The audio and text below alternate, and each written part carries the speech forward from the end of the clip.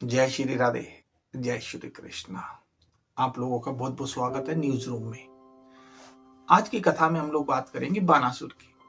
बानासुर की कथा बहुत ही रोचक है। यही ऐसी कथा है जिसमें युद्ध का वर्णन आता है भगवान शिव में और भगवान श्री कृष्ण के बीच में। ये इन दोनों के बीच में होने वाला केवल मात्र एक युद्ध है कि दो भगवानों के बीच में युद्ध हुआ हो। अब बानासुर है कौन? बानासुर महाराज बलि की 100 पुत्रों में से सबसे ज्येष्ठ पुत्र है। महाराजा बलि वही है जिनका अभिमान विष्णु के अवतार भगवान वामन ने किया था। अब बानासुर एक बार स्कंद को खेलता देख लेता है। स्कंद भगवान शिव की संतान खेलता देख लेता और शिव की घोर तपस्या करता है। शिव भगवान प्रसन्न हो जाते हैं। उससे वर मानता है कि मुझे भी माता पार्वती के पुत्र के समान माना जाए, मेरी 100 भुजाएं हों और जब भी मुझे आपकी आवश्यकता हो आप मेरी मदद के लिए जरूर आए। भगवान शिव उसे पुत्र रूप में स्वीकार कर लेते हैं।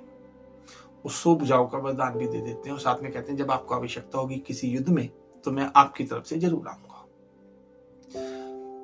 अब श्री कृष्ण के पुत्र प्रद्युम्न का पुत्र अनिरुद्ध बलशाली सुंदर राजकुमार था।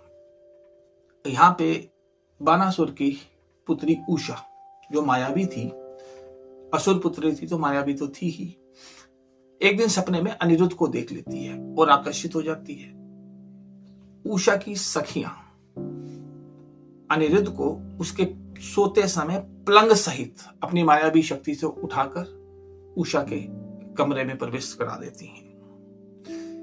अनिरुद्ध की जब आंख खुलती है वो उषा को देखता है, वो उसके रूप से मोहित हो जाता है। बानासुर को पता चलता है कि उसकी पुत्री के कक्ष में कोई पुरुष है। बानासुर कक्ष में पहुंचता है, अनिरुद्ध को वहां देखता है और आग बबूला हो जाता है। अनिरुद्ध को युद्ध के लिए ललकारता है। अनिरुद्ध भी बहुत बलशाली है। दोनों के बीच में युद्ध होता है, बानासुर और अनिरुद्ध के बीच में। और जब दोनों में से किसी की हार नहीं होती तब अंत में बानासुर नागपाश से अनिरुद्ध को बांध लेता और कारागार में डाल देता है।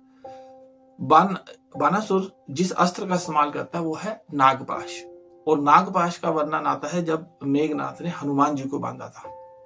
ये दो ही ऐसे हैं जिस प्रसंग हैं जिसके अंदर नागपाश का जिक्र आता है।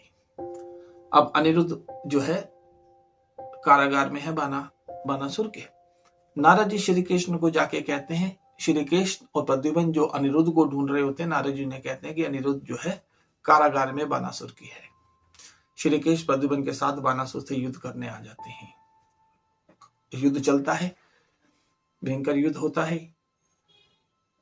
बानासुर शिव के दिए वरदान को याद करता है, भगवान शिव को पुकारता है।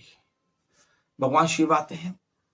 शिव श्री कृष्ण को कहते हैं कि युद्ध भूमि छोड़ के आप चले जाओ या मुझसे युद्ध करो। तो शिव जी ने 2 प्रस्ताव दिए कि या तो युद्ध भूमि छोड़ के चले जाओ या मुझसे युद्ध करो। दोनों के बीच में श्री कृष्ण युद्ध का प्रस्ताव स्वीकार करते हैं भगवान शिव में और श्री कृष्ण में युद्ध छिड़ जाता है। अब दोनों भगवान पराजित तो किसकी होनी है? तो फिर भगवान श्री कृष्ण भगवान शिव से ये कहते हैं कि बानासुर का जो है मारा जाना या बानासुर की पराजय मेरे हाथ ही होनी है, यही विधि का विधान है। कृपया आप इसके बीच में ना आए और इस विधि के विधान को पूरा करने दें। आपके रहते मैं इसके साथ युद्ध नहीं जीत सकता। ये बात सुन के भगवान शिव युद्ध छोड़ के चले जाते हैं। सुदर्शन से भगवान श्री कृष्ण बानासुर के 4 हाथ छोड़ के बाकी सारे हाथ काट देते हैं। बानासुर पराजित हो जाता है।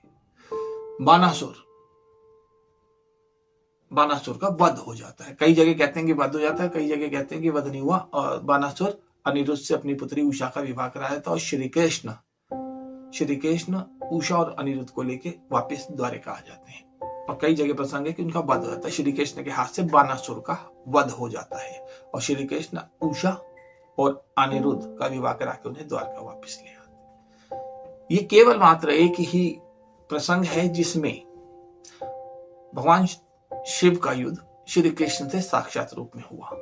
ऐसे कई सारे प्रमाण हैं शौनिकपुर एक जगह है, वहां पे कई सारे प्रमाण है जो इस युद्ध के हैं और बानासुर के होने के हैं। बानासुर कहा जाता है, बानासुर अपनी पुत्री उषा के साथ एक सुरंग से निकल के जाया करता था शिव मंदिर में जल चढ़ाने, और कई बार बरसात के दिनों में वो उस सुरंग के जो है दर्शन कई लोगों को अपने अपने खेतों में हो जाते हैं, ऐसा कहा जाता है। तो ये सारी कथाएं जो हैं, इनके कोई ना कोई प्रमाण हमारे शास्त्रों में जो प्रमाण है वो कभी कभी दिखने को आ जाते हैं। वो कहते हैं प्रभु अनंत प्रभु कथा अनंता, जितना आप इनको सुनोगे उतना ही आपके लिए फलदायी होगा, कि भगवान का जिक्र ही भगवान की साधना के समान है। इसीलिए तो सत्संग होते हैं कि प्रभु का नाम लिया जाए, इसीलिए भागवत कथाएं होती हैं, ताकि इसका जो सुनता है वो तर जाता है। सिर्फ कथा मात्र सुनने से ही, कथा बांटने से, कथा वाचने से, किसी कथा का हिस्सा बनने से ही पुण्य कर्म संचित होते हैं। तो जरूर सुनिए, अगर आपको अच्छी लगे तो जरूर शेयर कीजिए बानासुर और श्री कृष्ण का युद्ध। तो ये था, यही प्रश्न था हमारे एपिसोड का कि किसके साथ श्री कृष्ण का युद्ध हुआ था और किसने भगवान श्री कृष्ण के पोते अनिरुद्ध को बंदी बनाया था। तो ये कथा उससे उम्मीद करता हूँ आपको अच्छी लगी होगी, और आपको बहुत बहुत शुभकामनाएं। स्वस्थ रहें, मस्त रहें, तो जीवन के सभी कठिनाइयों को बड़ी मजबूती के साथ, भक्ति भाव से, विश्वास के साथ आप झेलें, फेस करें और तरक्की की राहों को अपनाएं। भक्ति मार्ग पे ऐसे ही चलते रहें। अपने भाई को इजाजत दीजिए।